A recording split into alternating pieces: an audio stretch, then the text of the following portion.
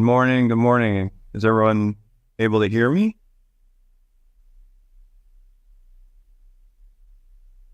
All right. I am going to share my screen and we're going to dive in. Rima, do you mind coming off mute and just making sure my speakers are working? Yeah. Can you hear me okay? Yeah. Thank you. I didn't hear that video that played. Didn't have any sound. Yeah. Same here. Okay. Good morning, Kristen. All right. Let's dive in. Today's a pretty fun topic because I think we're going to see more and more of this as the new year rolls around and rates hopefully continue to trend downward. And that's multiple offers. So we've got multiple offer dialogues that we use, but we also have a system. So I'm going to cover that system and those dialogues, and then we'll open it up to questions, all right? But before I kind of roll through how I deal with them, I also want to describe for you what's the environment in which they happen, right? Because that's going to come up in conversations with your sellers before you go on the market, right? So the number one need is it needs to be a seller's market, which we are in, and I anticipate we're going to be in a seller's market for probably the next 10 years. So you can check that box off. You also will see this happen more on those homes that don't require any work, or what I call turnkey, right? A house where a buyer can go, man, we can just close and move right in. And then if you think about list prices, and a lot of brokers will quote them in ranges, and it really needs to be a price where the buyer looks at it on their phone and thinks, oh, that's not a bad deal. Because if it's at the higher end of the range, they're going to look at it on their phone and think, that's expensive and it's going to get bid up. I'm not even going to go see it, right? And that little dialogue I just shared with you, I use that all the time to encourage sellers to price competitively, right? So the things you want to remember when you're dealing with your seller before you've listed are, that there's no guarantee it's going to happen, right? And you can't guarantee that it's going to happen, nor any of you would do that, right? But here's how you sort of inoculate them to the possibility that it doesn't work. My system is designed to maximize the opportunity of these three conditions when they're there. If it doesn't work, though, my system runs for 6 months. So it's not the end of the world if it doesn't work, right? That's kind of the message that you want to send. But do you see how coaching them with this information is going to help them feel better about pricing it maybe a little bit lower, right? Then once you get on the market, you want to have a review date, right? Just to cover it real quickly, in case you're not familiar, that means you go on the market on one day, but you put in the MLS that you're not looking at offers until a later day. So the most common thing I do is I list on Thursdays and I do offer reviews on Tuesdays, because that gives a buyer time to do a pre-inspection on Monday or Sunday or whenever, right? But when you're keeping your client informed, you want to tell them when you get an offer, hopefully you get an agent who submits early, right? Because that takes the pressure off. One thing I always say to people is the hardest offer to get is the first offer, right? So once you get it, you want to tell your client, all right, we got our first offer. Now, if we can just get one more, that will unlock 4 more options for us. So keep your fingers crossed, or pray for another offer, or however you want to say that, right? And the cool thing is, it doesn't matter if it's a second offer or a 20th offer, right? But the second offer is what unlocks those 4 additional options. So now let's pretend we got that second offer. And I put 99 on there because 99 offers, 99 offers is the most offers I've ever gotten on one listing. So it can be a lot of offers, right? And we'll talk next week on how how to communicate those results to your client. But now you're in the teeth of it, right? You got your second offer. So now you can go to your seller and say, okay, now that we have achieved multiple offers, we have 4 options. And your options are, you can accept one of those offers. You can reject all of the offers, which I never recommend. And I say that to them. We can reject them all, but I never recommend that, because at the very least, we should do the third option, which is counter one or more of them. And yes, you can counter multiple offers.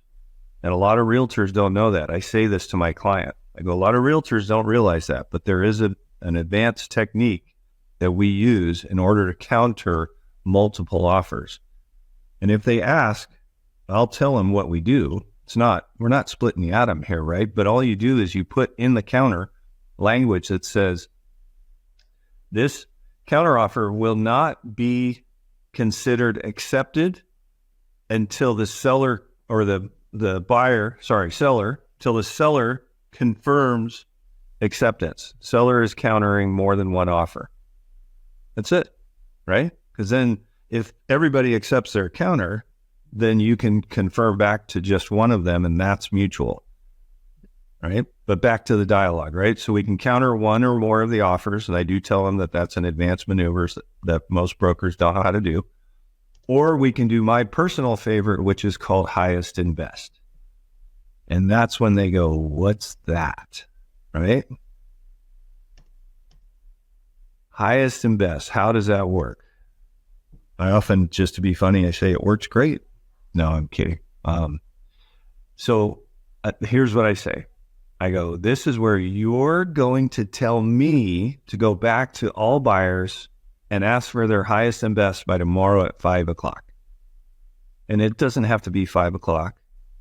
It does need to be tomorrow or 2 days at the most, right? Because buyers get cold feet. So don't stretch it out.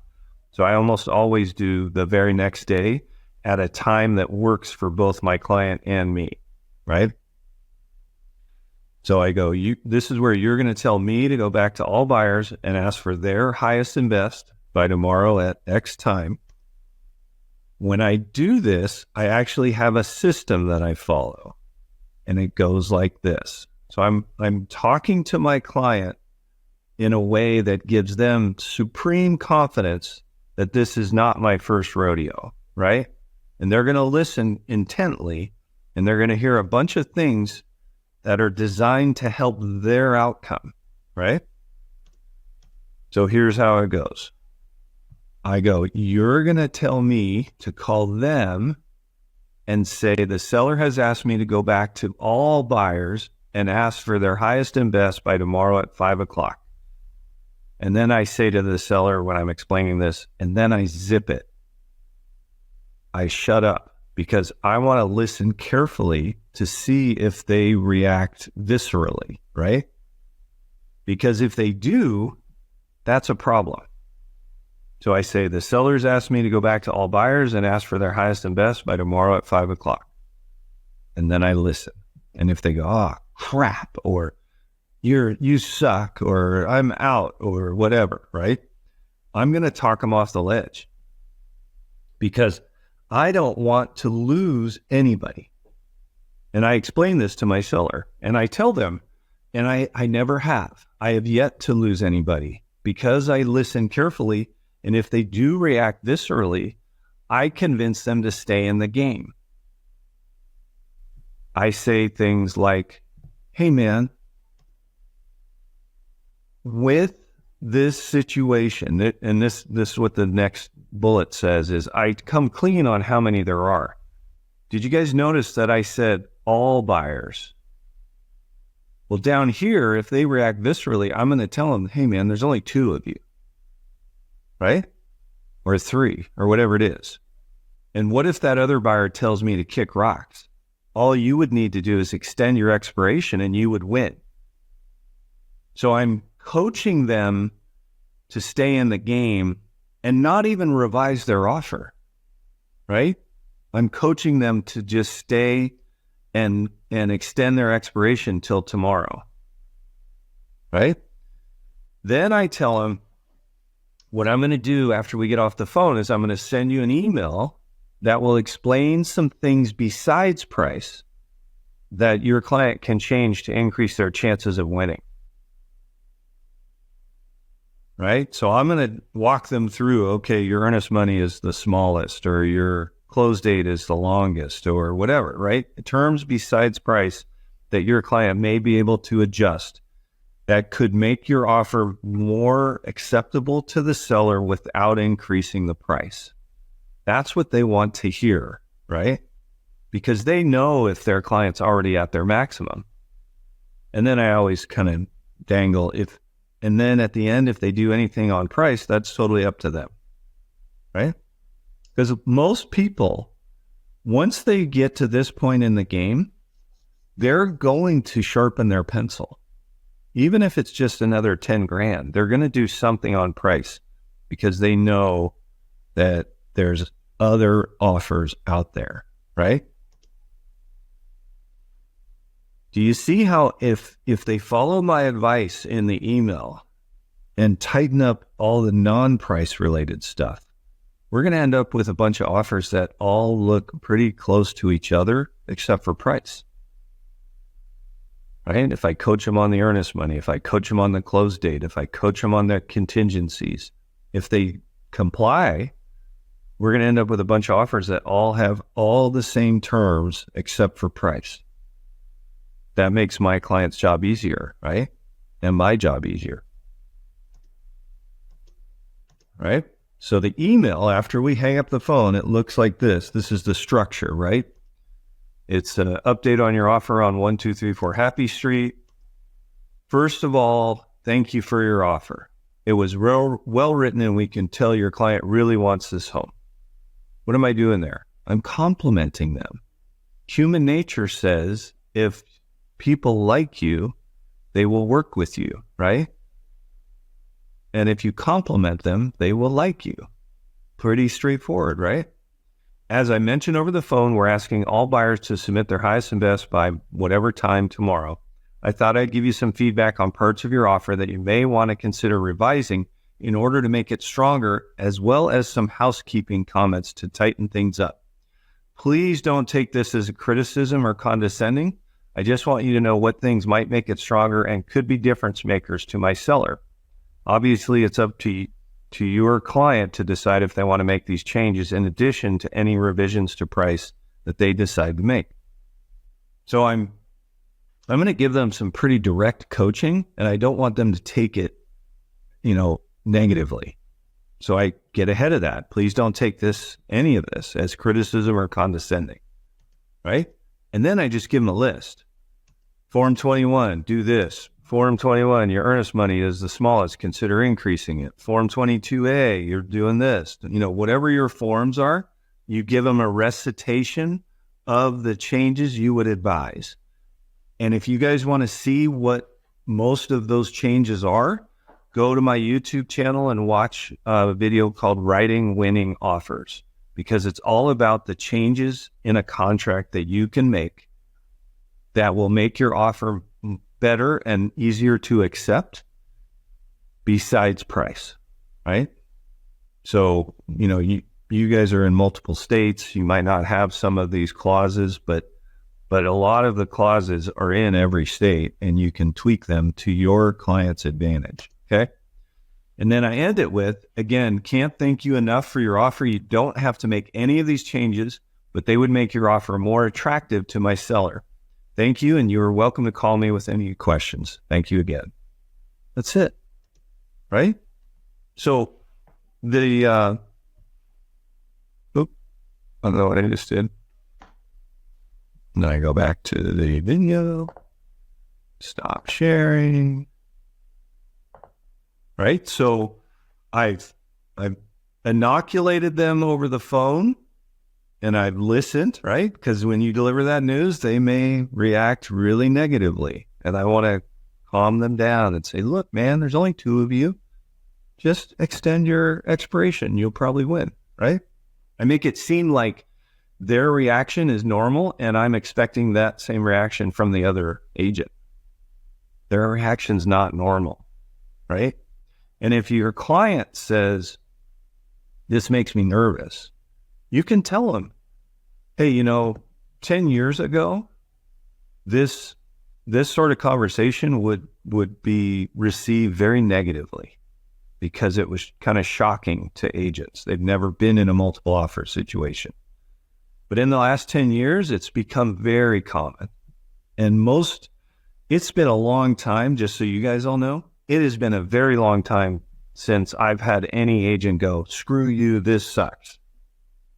They just don't, right? Because now they've been through it and they've had, clients lose. This whole thing is being recorded, Bonnie, and happy to send you the slides for sure. I'll get them to Autumn and then she'll share them out. So, can you see kind of the sequence though, right? It's talk your client through it. In the end, it's your client's decision, right? I'll tell you a quick funny example or aside. I had a listing last week that had 400 people came through the open houses. We only got 3 offers, but I gave that speech to my client about the 4 options. And I told my wife before I went and had that conversation, I go, I bet you he's going to just accept one of the 3 offers. And sure enough, that's what he decided. So in the end, it's your client's call, right? But what you're doing is giving them their options so they can decide which option works best for them. Now let's open it up for questions. I'm going to check the chat. Tina said, would you send and have that conversation with both offers or all offers or just the highest offer? No, all. Here's the thing. You don't know which buyer is going to go, well, we tried to get it for 700, but it didn't work. But now we got a second shot. Let's go to 850 when it was listed for 650, right? So you want to have the conversation with all buyers because you don't know which one's going to be the most aggressive. And the other point I would make is you want to have it with all buyers because you also don't know which bidder is going to be in second place, which is just as important as first place, right? Because second place is the person who pushes the escalator clause. Does everyone understand how escalator clauses work? Because we got time, we can touch on that. I'll cover it real quickly just so it's part of the video. But here's how it works. When I had 99 offers, I looked for who had the highest escalator, and then I looked for who had the second highest escalator. Because regardless of what everything else was in the contract, if one guy said, I'm going to go to $1 million, beating everybody else by 10 grand, and the next place offer was 900, then we just sold it for 910. We didn't get close to $1 million, right? So that's why those top 2 are so important. And that's also why in this conversation, you don't want to lose any of them, right? Because you don't know which person is going to revise their number and be in second place. So it's really important that you treat them with respect and care, and you listen and make them feel heard, and then make sure they don't bail, right? What other questions do you have? And usually at the end of this session, we open it up for any topic that maybe you're wondering what I would say in this circumstance. So we can do that as well. Was this helpful? Yes. Most of the time, listing agents are not so polite like you. They send the email, in the best offer or something. They lose the, sometimes they lose the money also, counters to all will help actually. Yeah. No, I agree. I appreciate you acknowledging that, Suma, because that's part of my character, but also my business strategy. Me too. I counter everybody gives the second or third chance. So, price increases. It's good actually. There's a saying, people like to work with people they know, like, and trust, right? Correct. So even though we may be on opposite sides on a transaction, my goal is still to have you know, like, and trust me. Correct. We had a transaction just Monday this week where rapport helped save half of our clients' earnest money.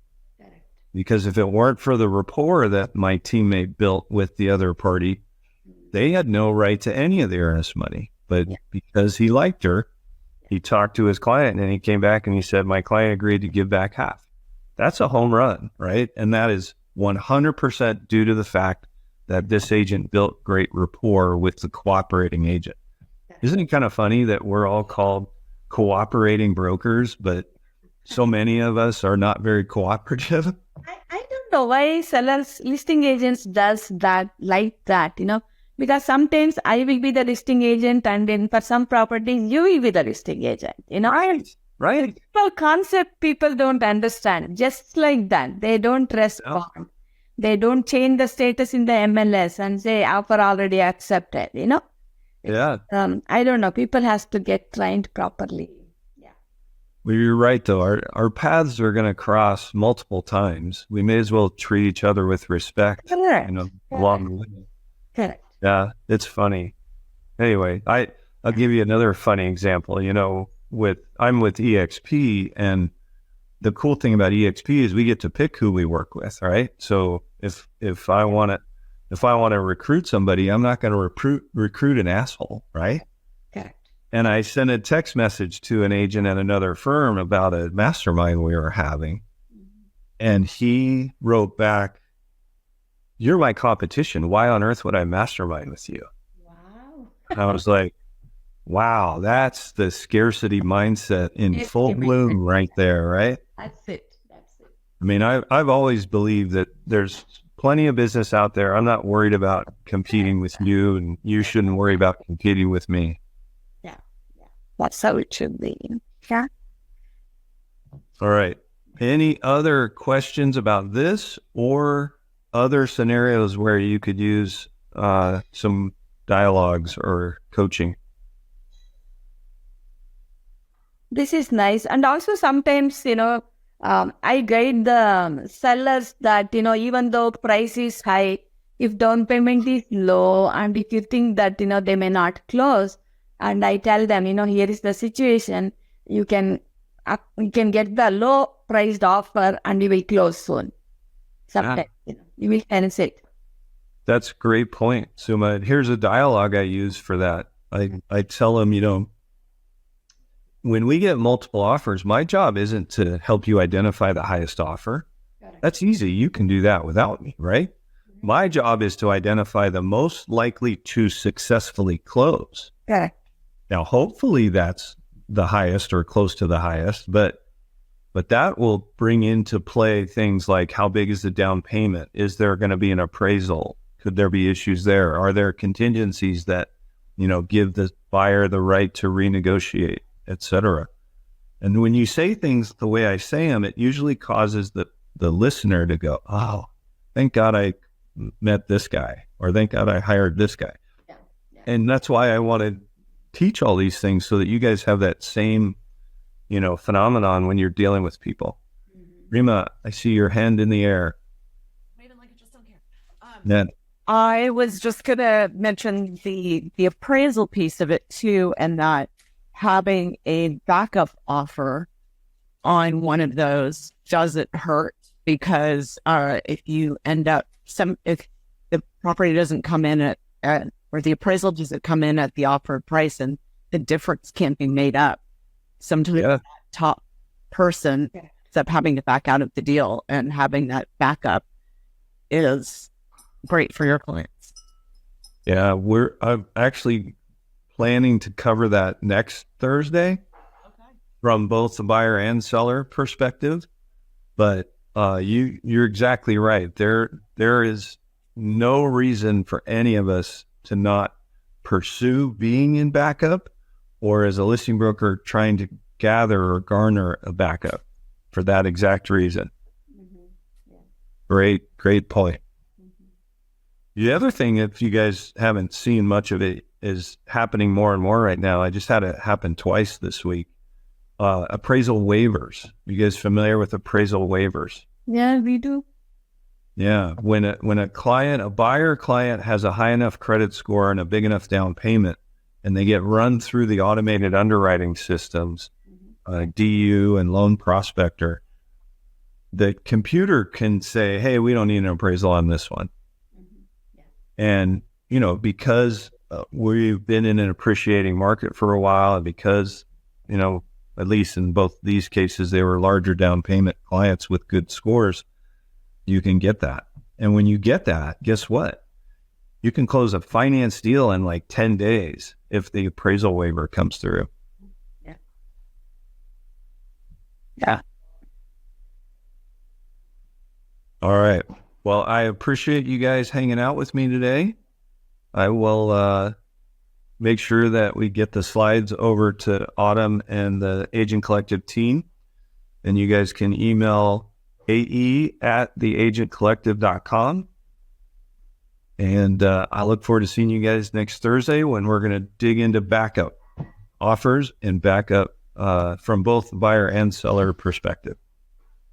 Thank you. Thank you so much. Thanks, everybody. Thanks, Bonnie. If you'd like more information or to get connected to the Agent Power Huddle, join our free Facebook group. This call was designed for the agents in our EXP organization, but open to any agent from any brokerage. If you're a guest and you're interested in learning more about EXP or our specific resources within the Agent Collective, reach out to the person who invited you to this call to get more info. Produced by the Agent Collective Media Network.